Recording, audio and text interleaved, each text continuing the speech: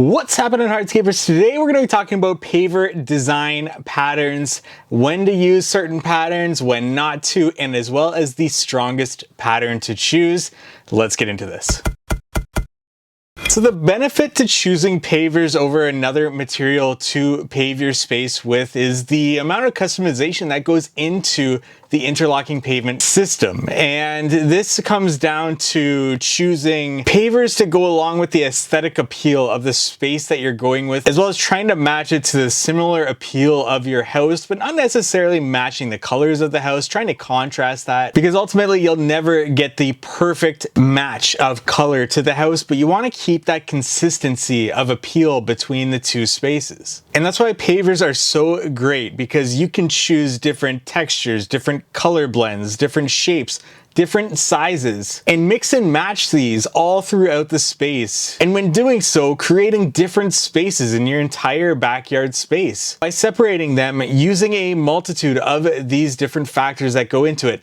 Not to mention choosing a pattern to lay those pavers in. Now, some patterns go better with some materials than others, and some patterns are stronger than others. So we're gonna break this down step by step for you, going through 5 different paver patterns here, as well as my thoughts on them, where and when I will use them. So let's get started here with the first pattern here, and this is the running bond pattern. And in my opinion, a running bond pattern is more so a contemporary modern type laying pattern, and this is achieved by laying pavers that are equal widths side by side, so you get those nice long clean bond lines with these pavers when you do lay them. Now personally, like I said, this is a more modern contemporary look for me, so I like to use this with smooth large format slabs as opposed to using them with smaller pavers. This is just a personal preference, but I wouldn't be using this with a textured paver or a textured slab. This is just a personal preference, but I wouldn't be using this with a textured paver that's smaller format. I might use it with a textured slab, but you still get that large format appeal with that. Though in heavy traffic situations, driveways, I would not use this type of pattern. The long bond lines give it a nice appealing look.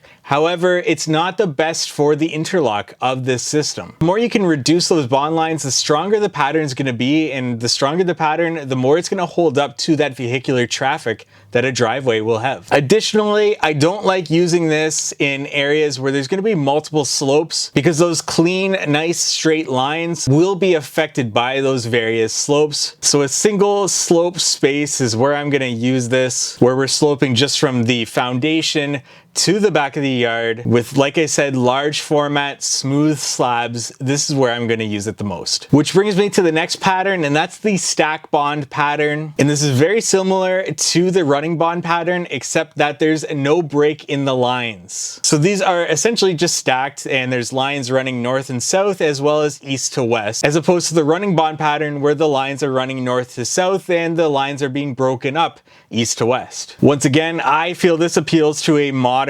space. So large format, I would go with this. And a trend that you see nowadays is actually using these with large spaces in between, about 4-inch spaces, to be able to do some artificial turf in between them, or to do some decorative aggregate in between them. And honestly, the only time I've used this pattern is in a walkway type situation. So really, it's not the full appeal of the stack bond pattern, as we're just doing one row of them. But personally, we would have to be doing a very modern space to opt for something like this, and I wouldn't make it the entire space. Personally, it's just not my favorite, though I do like the idea of putting artificial turf in between them or some sort of decorative aggregate. It's just I wouldn't have a full space of that. I would designate that to a certain area within an outdoor living space. And number 3 is a basket weave pattern, and this is something I've never done. This is somewhat similar to that stack bond pattern, except you get that basket weave type design with it, as you double up pavers within this stack bond type pattern. So if you're looking for something a little bit more intricate than that stack bond pattern, you might go for a basket weave. Personally, I really don't like it. I think it does lean more so towards the traditional type look as opposed to the stack bond pattern appealing to more of a modern look. And I don't think I've ever laid a basket weave pattern. Which brings me to number 4, and that is the herringbone pattern. And this is a one size paver pattern, and I do really like the herringbone pattern, especially when it's turned on a 45. I think it looks beautiful. And these can be laid single. They can also be doubled up each paver to give a double herringbone look. But also, the bond lines are the shortest of any pattern.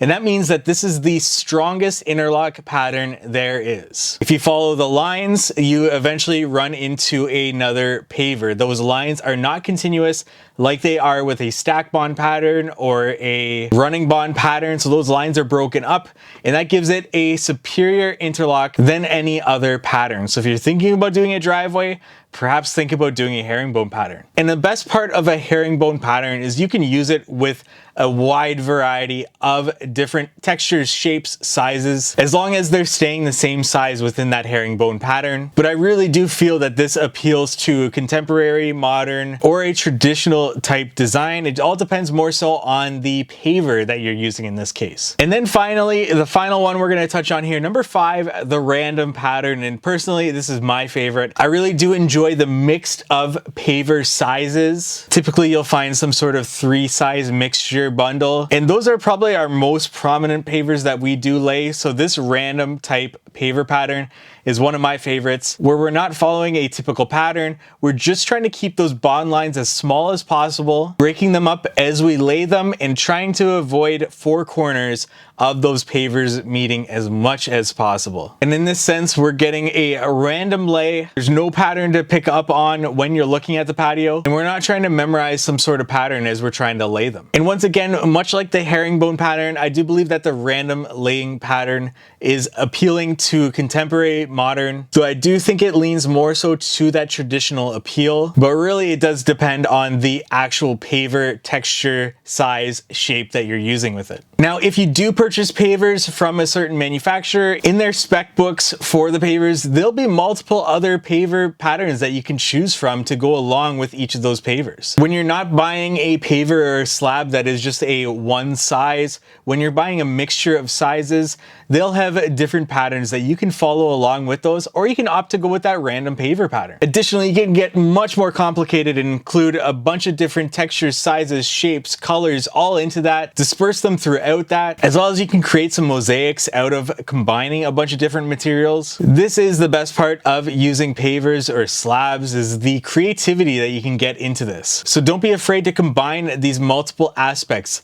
of pavers into certain projects, especially if you're doing an outdoor living space. Maybe you want to designate a certain paver for the fire pit area versus a certain paver for the pool surround versus a certain paver for the pergola area, to really designate certain spaces in this outdoor living space. And to further do that, if you were to use just one paver throughout the space, try designating certain spaces by turning a certain space on a 45 as opposed to being perpendicular with the house. Like I said, so much creativity to come out of these different aspects that you can combine on a certain project. And in a future video, we'll get into these design basics for your paver projects. But for now, those are our thoughts on these various paver patterns to choose from. Let me know your thoughts, your comments in the comment section below. What is your favorite to use? What do you typically use? And what do you want to use more in the future? I know myself, I want to do more herringbone patterns in the future, but let me know your thoughts or comments or questions in the comment section below. And if you want to learn more about this, we have much more in our training videos on hardscaping. So go to members.howtohardscape.com, click the link in the description to learn more about paver design, as well as the full install of interlocking concrete pavement. And along with that, if you are a business owner, this does come with the How to Hardscape Headquarters software. If you want to streamline processes in your business, from budgeting, estimating, and so much more, link is in the description there. Like this video if you found it helpful for whatever reason, and subscribe to this YouTube channel for more hardscaping content like this. Thank you so much for watching.